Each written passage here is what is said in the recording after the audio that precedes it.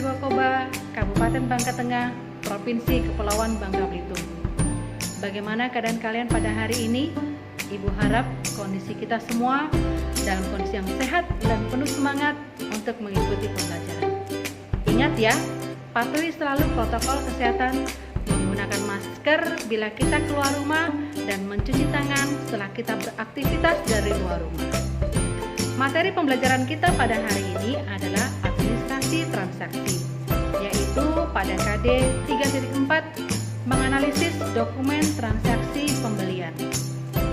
Adapun yang menjadi tujuan pembelajaran kita pada hari ini adalah nantinya diharapkan siswa mampu menganalisis dokumen transaksi pembelian dan mampu membuat dokumen transaksi pembeliannya. Bagaimana? Siap mengikuti pembelajaran dari Ibu ya? Transaksi terbagi menjadi dua, yaitu transaksi internal dan transaksi eksternal. Pada transaksi internal adalah transaksi yang ruang lingkupnya adalah dalam perusahaan itu sendiri.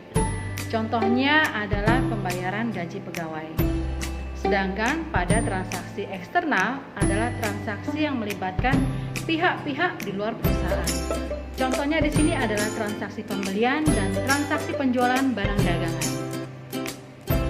Pada transaksi pembelian, alur transaksinya dimulai dari adanya permintaan barang dari gudang.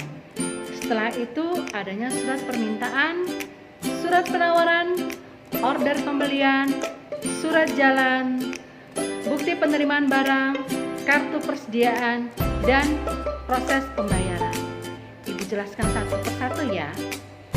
Ada yang tahu kenapa prosesnya harus dimulai dari permintaan barang dari gudang untuk pembelian barang dagangan? Nah, itu dikarenakan semua barang-barang yang ada itu di bawah tanggung jawab bagian gudang. Bagian gudang lah yang mengetahui bagaimana kondisi persediaan barangnya. Apabila dirasa kondisinya barangnya sudah mulai menipis, maka bagian gudang akan meminta pembelian kepada bagian pembelian, yaitu dibuktikan dengan surat permintaan barang dari gudang. Atas dasar surat permintaan barang tadi, bagian pembelian akan meminta penawaran barang dari pemasok. Datanglah surat penawaran barang dari pemasok. Bagian pembelian kemudian akan mencocokkan kedua surat tadi, antara surat penawaran barang dan surat permintaan barang dari gudang. Apabila dirasa sudah cocok, maka bagian pembelian akan melakukan order pembelian barang kepada pemasok. Oleh pemasok, setelah order pembelian tadi diterima, maka pemasok akan mengirimkan barang sesuai dengan order pembelian. Pada pengirimannya tadi dilampirkan juga surat jalan. Jadi surat jalanlah yang mengiringi barang sampai kepada pembeli. Pada saat barang datang ke gudang, maka dilakukan lagi adalah pencocokan antara barang yang datang dengan order pembelian yang dilakukan oleh bagian pembelian. Bila dirasa sudah cocok, maka bagian gudang boleh membuat surat tanda terima barang. Nah, dari surat tanda terima barang tadilah beserta barang akan dimasukkan ke dalam gudang dan gudang mencatatnya ke dalam kartu persediaan. Setelah itu semua beres, maka dilakukanlah pembayaran. Pembayaran sendiri dilakukan menjadi dalam dua cara, yaitu secara tunai dan secara kredit. Pada pembayaran tunai, bukti transaksinya ada dua juga. Ada yang mengetahuinya? Ya, secara menggunakan nota dan kwitansi. Pada nota dan kwitansi, yang harus kita perhatikan adalah nominal dari jumlah harga barang yang kita bayarkan. Begitu juga dengan jumlah barang dan pihak-pihak yang terlibat di dalamnya. Kenapa kita harus jeli? Karena pada bukti transaksi inilah apabila suatu saat terjadi permasalahan, kita bisa menuntut balik atau menjadi bukti pegangan kita yang kuat kepada pihak pemasok. Untuk pembelian secara kredit, bukti transaksinya adalah faktur pembelian.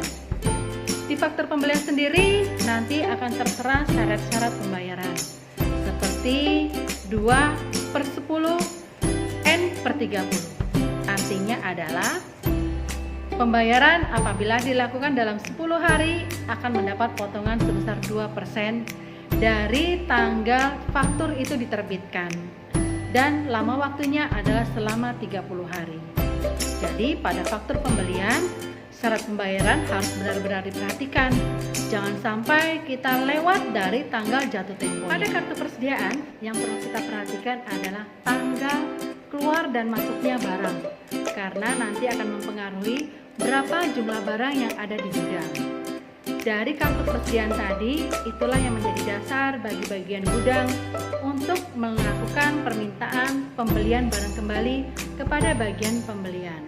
Jadi, itulah dokumen-dokumen yang ada pada alur transaksi pembelian barang. Jadi, dari alur transaksi pembelian tadi, ada dokumen-dokumennya ya. Yang pertama adalah surat permintaan barang dari gudang. Yang kedua, surat penawaran. Yang ketiga, order pembelian. Yang keempat, surat jalan. Yang kelima, surat tanda terima barang. Yang keenam, kartu persediaan. Dan ada 3 dokumen transaksi pembayarannya, yaitu nota, kwitansi, dan faktur pembelian. Demikianlah materi dokumen transaksi pembelian. Ibu harap kalian juga mengerjakan tugas-tugas latihan yang ada di modul pembelajaran kita dan mengerjakan LKPD yang semua sudah Ibu upload ke dalam SkaduSmart. Tetap jaga kesehatan dan semangat ya. Sekian dan terima kasih.